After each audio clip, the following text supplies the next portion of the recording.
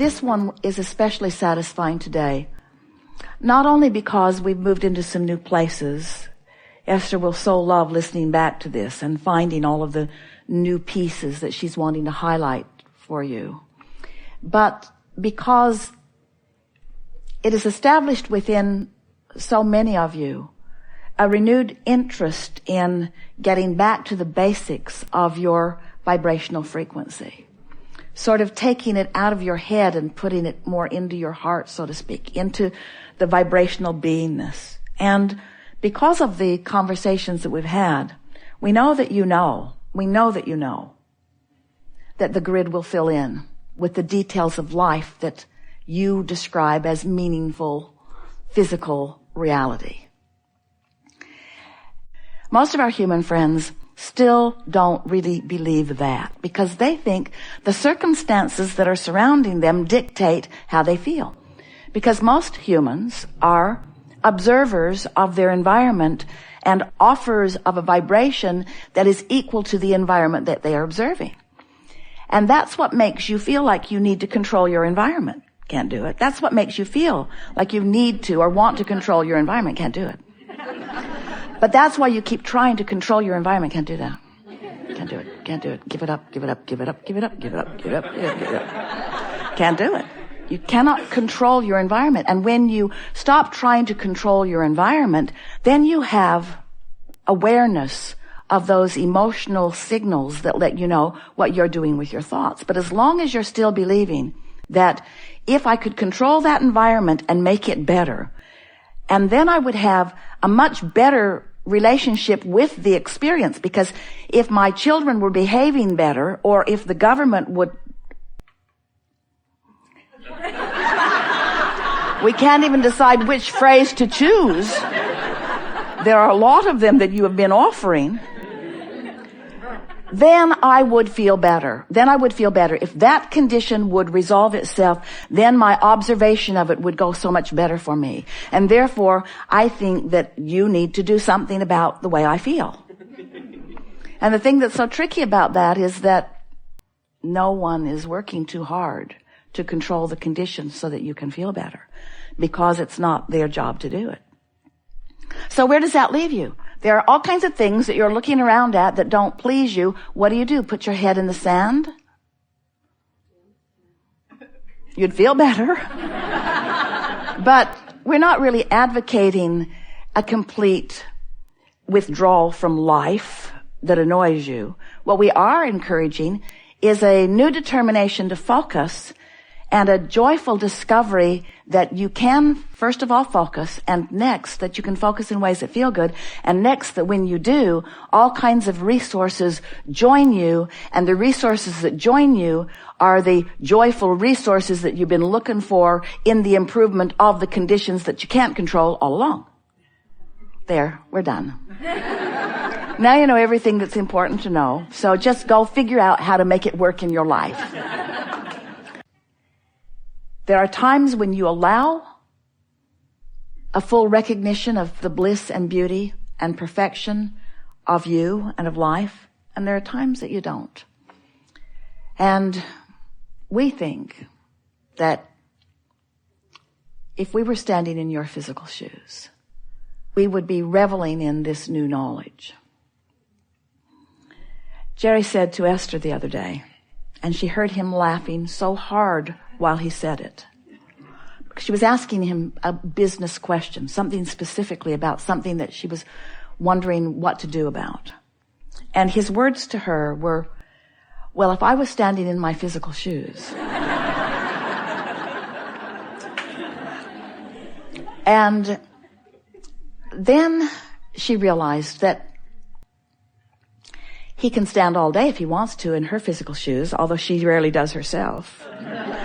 In other words, there need be no separation from you and you.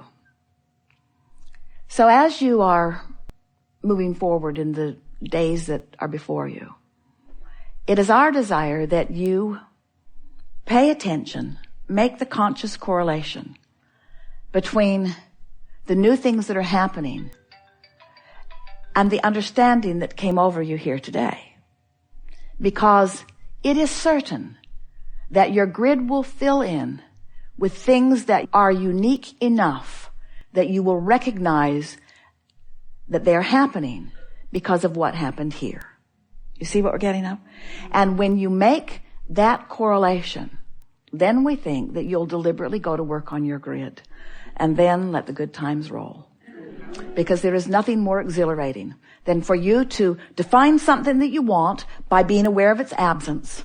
Recognize that its absence has caused an emotion within you that is the conjuring of a grid that isn't going to serve you, and then deliberately changing the vantage point, the vibrational vantage point at the basis, and doing it with such ease that it just is amazing to you that you hadn't thought of it sooner.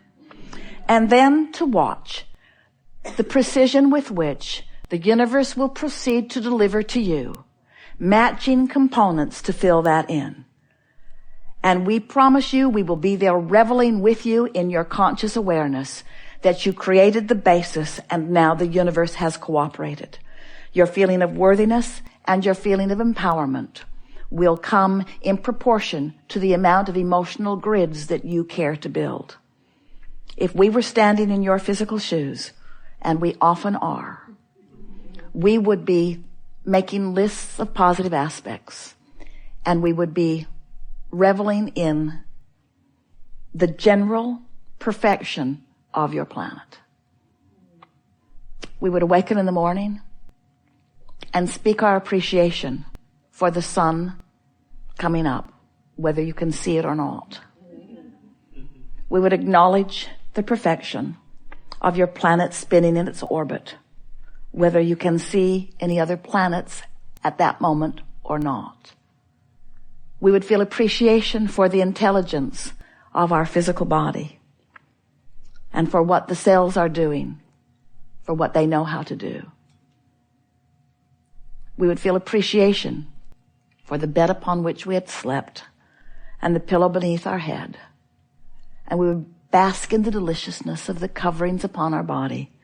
And we would acknowledge at the beginning of every day, this is a good day. I have such a good basis from which to begin. All is well with me. Source energy is aware of me and has my back. And everything that matters to me is known, and all things are lined up.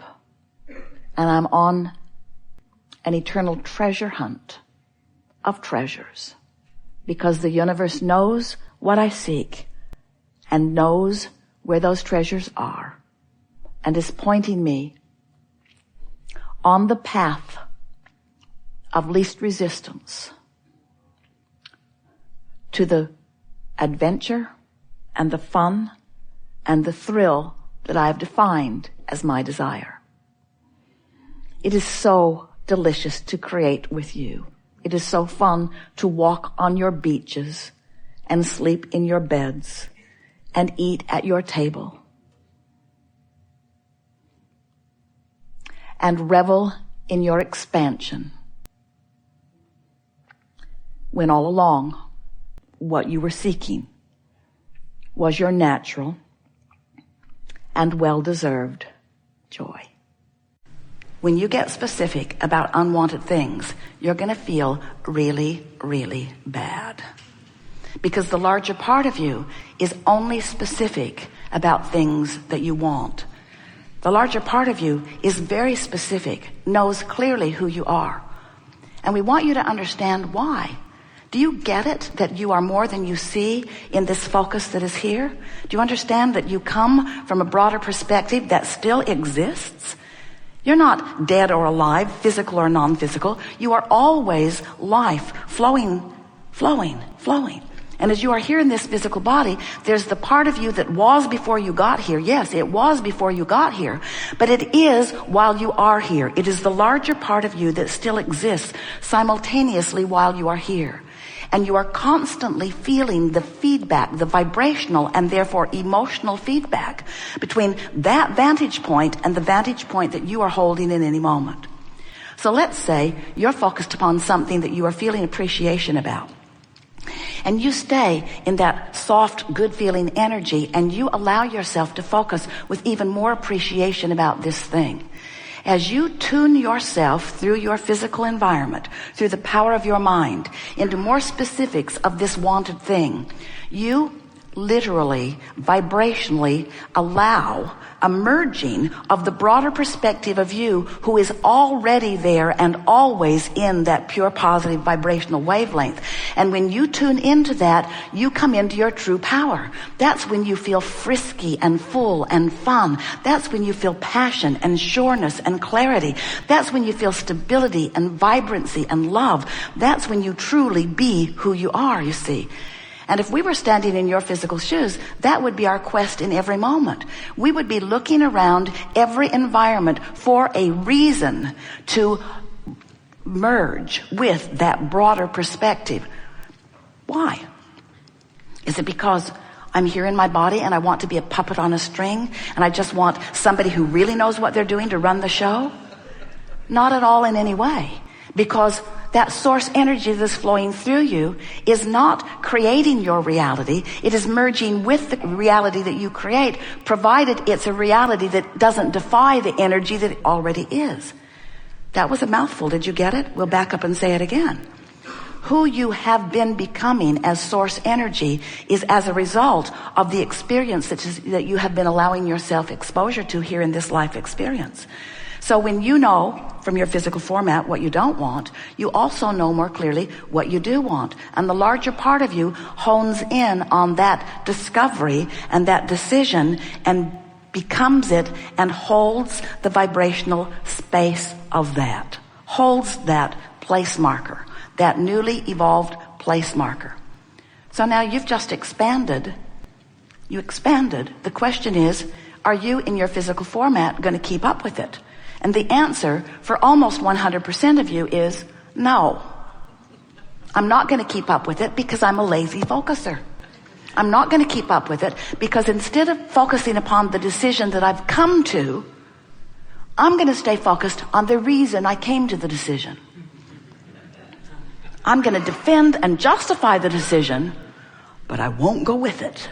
That's just too easy.